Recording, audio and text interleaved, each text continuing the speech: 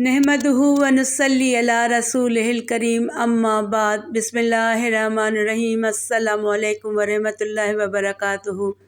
توبہ کر کے پھر وہی گناہ کرنے کا انجام، توبہ کی فضیلت۔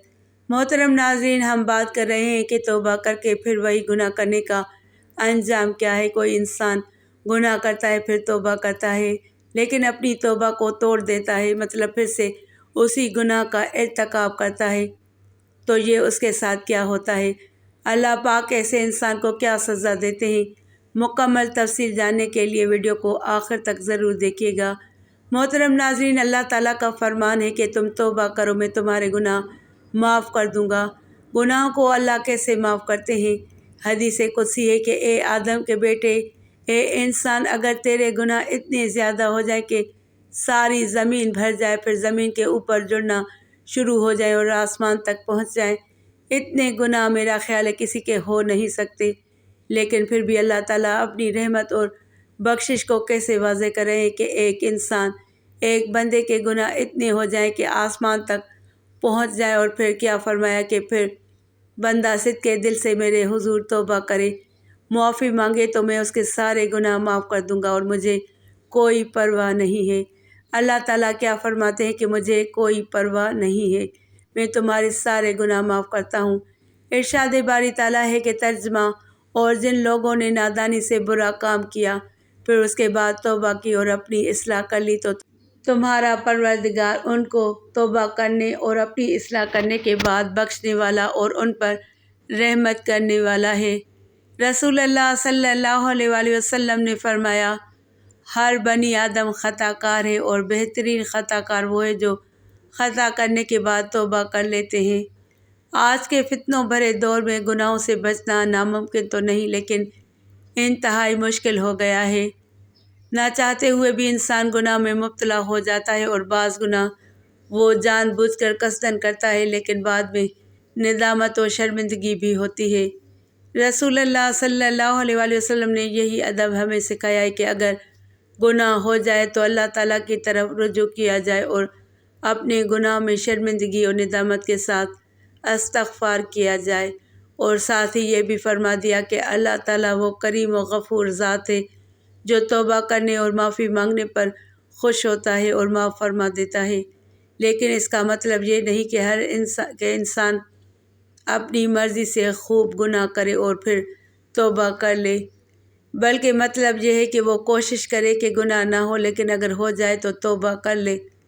محترم ناظرین، آج ہم دیکھتے ہیں کہ ہماری زندگی میں اگر گناہ ہے اور ہمیں سچی توبہ کرنے کی بھی توفیق نصیب میں ہے، اور آئندہ نہ کرنے کا عزم مصمم ہو، پکا ارادہ ہو کہ آئندہ زندگی میں یہ گناہ دوبارہ نہیں کروں گا، یہ الگ بات ہے کہ پھر وہ گناہ دوبارہ اس سے سرزد ہو جائے، لیکن جب وہ توبہ کر رہا ہو اور اس وقت اس کا پختہ عزم ہو، اور اس کے دل کے کسی گوشے میں یہ بات نہ ہو کہ چلو میں توبہ کر لیتا ہوں، ہو گیا پھر گناہ کر لوں گا، پکا عزم ہو کہ دوبارہ یہ گناہ نہیں کروں گا۔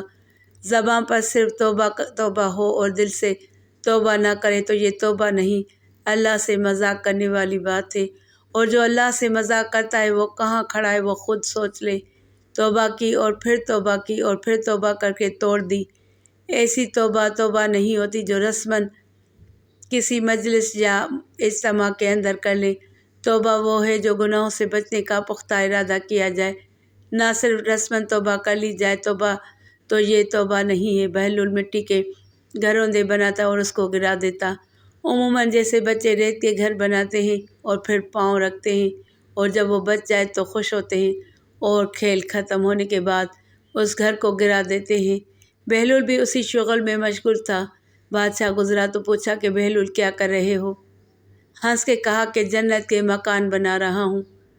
کہا بیچتے ہو؟ ہاں بیچتا ہوں۔ کتنے کا؟ 10 درہم کا، سیل لگائی ہوئی ہے۔ بادشاہ مسکراتے ہوئے گزر گیا۔ دیوانہ ہے، مجنوں ہے، اپنی موج میں لگا ہوا ہے۔ پیچھے سے ملکہ زبیدہ بھی آ رہی تھی، اس نے بھی پوچھا بہلول کیا کر رہے ہو؟ کہا کہ جنت کے مکان بنا رہا ہوں۔ کہا بیچتے ہو؟ ہاں ہاں بیچتا ہوں، 10 درہم کا بیچ رہا ہوں۔ اس نے 10 درہم نکالے اور بہلول کو دے دیے۔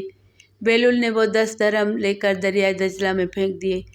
بہلول نے ایک گھروندے کے گرد مکان کے گرد دائرہ لگایا اور کہا کہ یہ تیرا ہوا۔ ملکہ گزر گئی، بادشاہ بھی چلا گیا۔ شام کو بادشاہ سویا، منظر جگہ کہ حشر کا دن ہے، پھر جنت کا منظر ہے۔ جنت میں بڑے بڑے خوبصورت مکانات ہیں۔ ایک مکان تو بہت ہی اچھا لگا، جی چاہا کہ اس مکان کو دیکھوں۔ جب قریب گیا تو دروازے پر لکھا ہوا تھا ملکہ زبیدہ۔ شوق سے آگے بڑھا تو دربان نے روک دیا کہ یہ ملکہ کا گھر ہے۔ بادشاہ کہنے لگا کہ وہ میری ہی ملکہ ہے۔ دربان نے کہا کہ دنیا کے ضابطے اور ہیں اور آخرت کے ضابطے اور ہیں۔ بادشاہ کی آنکھ کھل گئی، بے چین ہو گیا، ملکہ کو بیدار کیا اور کہنے لگا کہ تو نے کون سا ایسا عمل کیا ہے؟ میں نے جنت میں تیرا محل دیکھا ہے۔ ملکہ کہنے لگی وہی معمول کی نمازیں ہیں، وہی سب کچھ ہے، میں نے کچھ نیا تو کیا نہیں۔ ہاں یاد آیا، کل گزر رہی تھی، دجلہ کا کنارہ تھا وہ جسے لوگ مجذوب کہتے ہیں۔ بہلول کل جنت کے گھر بنا رہا تھا اور بیچ رہا تھا، تو میں نے اس سے 10 درہم میں مکان لے لیا تھا اور سوچا تھا کوئی بات نہیں، 10 درہم کیا ہوتے ہیں، چلو غریب کا بھلا ہو جائے گا۔ بادشاہ سر پکڑ کر بیٹھ گیا کہ وہ تو کل مجھے محل بیچ رہا تھا، میں دیوانے کی بات سمجھ کر گزر گیا۔ اگلے دن بادشاہ قصداً یعنی جان بوجھ کر اسی راستے سے گزرا۔ دل دھڑک رہا تھا کہ آج بھی مجذوب مل جائے اور اسی موج میں ہو تو کام بن جائے۔ دیکھا تو بہلول وہاں بیٹھا وہی گھروندے بنا رہا تھا۔ بادشاہ پھر رک گیا، پوچھا بہلول کیا کر رہے ہو؟ تو اس نے وہی جواب دیا کہ جنت کے محل بنا رہا ہوں۔ اور پھر بادشاہ نے کہا کہ اچھا بیچتے بھی ہو؟ ہاں ہاں بیچنے کے لیے بنا رہا ہوں۔ کہا کتنے کا ہے؟ کہنے لگا آدھی حکومت لگے گی۔ کہا کہ کل تو 10 درہم کا بتا رہے تھے۔ کہا کل تم نے دیکھا نہیں تھا، آج تم سودا دیکھ کر رہے ہو۔ رسول اللہ صلی اللہ علیہ وآلہ وسلم نے فرمایا صحابہ تمہیں مبارک ہو کہ تم نے مجھے دیکھا اور میرے اوپر ایمان لائے، اور فرمایا کہ انہیں 7 مبارکیں ہوں جنہوں نے مجھے دیکھا بھی نہیں ہوگا اور پھر بھی وہ مجھ پر ایمان لائیں گے۔ اللہ جل شانہ فرماتا ہے انہیں بشارتیں دے دیجئے، بڑی عزت والے اور خوشخبری بھی۔ جس اجر کو رب کریم بھی کہہ رہا ہے تو وہ اجر کیسا ہوگا؟ کسی عربی کو عجمی اور کسی عجمی کو عربی پر کوئی فضیلت نہیں ہے، کسی گورے کو کالے پر اور کسی کالے کو گورے پر کوئی فضیلت حاصل نہیں ہے۔ فضیلت کا معیار صرف تقویٰ ہے۔ آج بھی ہمارے ہاں ہندوانہ رسمیں روز بروز بڑھتی جا رہی ہیں، ختم نہیں ہو رہی۔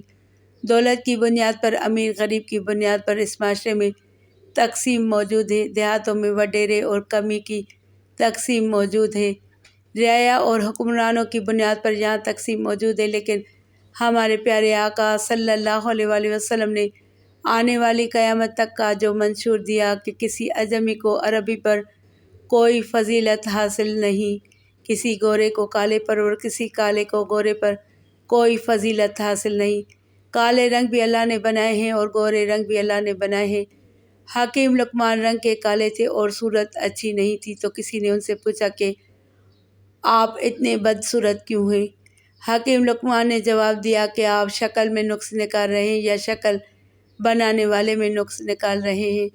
تو وہ خاموش ہو گیا۔ اللہ جل شانہ نے ہی سب چیزیں پیدا کی، کانٹا بھی اسی رب نے پیدا کیا، پھول بھی اسی رب نے پیدا کیا، چہروں کی رنگت بھی اسی نے بنائی ہے۔ اسی لیے رنگوں کی بنیاد پر، قومیت کی بنیاد پر کوئی اعلیٰ، کوئی اشرف، کوئی بد نہیں ہے۔ جو معیار ہے وہ تقویٰ ہے۔ جو زیادہ متقی ہے اللہ کے نزدیک وہی معزز اور معتبر ہے۔